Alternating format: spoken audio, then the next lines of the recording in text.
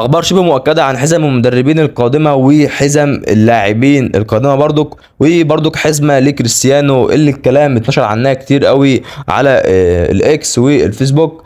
هل الكلام ده صحيح ان كريستيانو هينزل معانا ولا لا؟ هقول لك على كل حاجه. قبل ما نبدا حط لايك، شوف القناه وفعل زر الجرس، واشكركم على الدعم بتاعكم بتاع الفيديوهات الاخيره. حرفيا الفيديوهات بتوصل مشاهدات عاليه، وبرضك ما تاثروش معايا في اللايكات، فحط لنا لايك للفيديو ده. وعايز افكرك على مسابقه على حساب مجاني واحد متابعين اول ما نوصل 4000 مشترك في القناه. وبرضك خش على القناه تلاقي الفيديو اللي فات كده، هتلاقيني بلعب بالخطه اللي انا بلعب بيها قدامك ديت دلوقتي. الهجوم كل ده موجود في الخطه، حرفيا خطه جباره بيلعب بيها لاعبين الكونسول. هسيب لك الرابط بتاع الفيديو تحت في الوصف، او خش على القناه هتلاقي الفيديو قدامك ده. اول حاجه هنبداها بحزم المدربين وحزم اللاعبين القادمه. انا قبل كده الفيديو التسريبات اللي فات كلمتك عن حزم المدربين اللي هتنزل، واخبار كانت برضو شبه رسميه على الكلام اللي انا بقوله لك.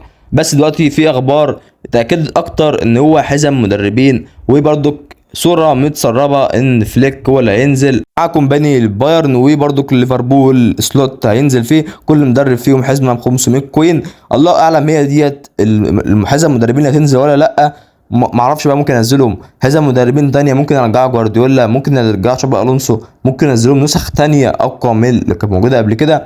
كل ده حاليا لسه مش متاكد على الكلام ده، بس الاغلب ان هو هينزل المدربين قدامك دول اللي هم كان سلوت وكومباني، وبرضك معاهم هانز فليك. وفي اخبار تانية بتقول ان هم المدربين دول هيبقى بدبل بوستر، غير بقى حاليا اللعبه بدات تنزل لعيبه دبل بوستر، فالمدربين دول هيبقوا دبل بوستر. عايز اقول لك الكلام ده خاطئ تماما.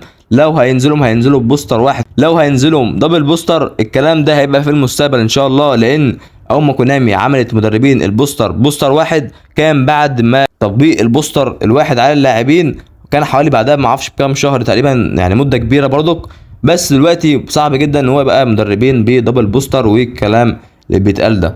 نيجي بقى لحزمة كريستيانو، وصور منتشرة كتير لكريستيانو بحزمة شبه حزمة ميسي حاليا موجودة، وبحزمة نيمار وب 1800 كوين برضه دبل بوستر والكلام ده.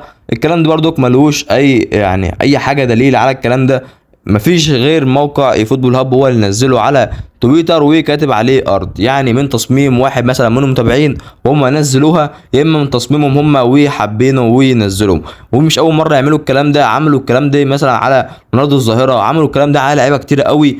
اي لعيبه عنده بيعجبوه تصميم بيقوم منزلين التصميم عندهم في الموقع وبيكتبوا عليهم ارت، يعني واحد مصممها، واحد زيك مصممها، مش الشركه اللي مصمماها، وبرضك بينشروها على الموقع، ياخدوا تفاعل، ياخدوا ريتش، حاجات من الكلام ده. فاتمنى تكون فكره وصلت لك للموضوع ده، ان هم بيكتبوا كلمه ارت على تصاميم اللي هم بيعجبوهم، وبنسبه كبيره صعب برضك مش هينزل في اللعبه. وبرضك استنى مننا اخبار اي حاجه جديده هتنزل على تسريبات ان شاء الله اكون من اول الناس اللي ننزلها لك. فبس كده، ما تنساش تعمل لايك وشير الفيديو، واشوفك في القناه وفعل زر الجرس. اشوفكم في فيديو جاي، بصحه وسلامه. سلام.